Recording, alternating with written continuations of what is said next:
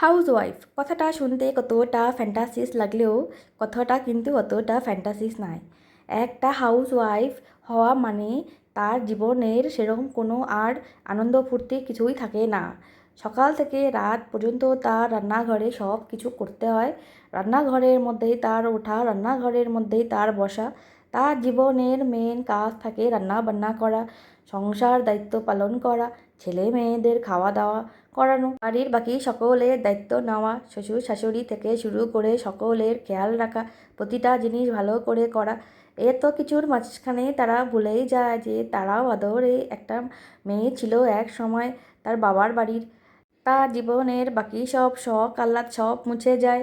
বাসন কড়াই ঘিসতে ঘিসতে তার হাতের ছাল চামড়া উঠে যায়। তবু গিয়ে তাকে একটা কথাই শোনানো হয়, তুমি তো হাউসওয়াইফ, তুমি তো কোনো কাজ করো না, তুমি সারাদিনে কী কাজ করলে। তারপর যদি তোমার তরকারি ভালো টেস্টি না হয় তবে তো তোমায় তখন আরও অনেক কথা শুনতে হয়। কী রেঁধেছো, কী বেড়েছো, সারাদিন তো তোমার আর কোনো কাজ থাকে না, এতটুকু কাজ করো তবু তুমি হাঁপিয়ে যাও। তো আমি তাদেরকে বলতে চাই, তোমরা যারা এসব কথা বলো, তোমরা একদিন হাউসওয়াইফ হয়ে যাও।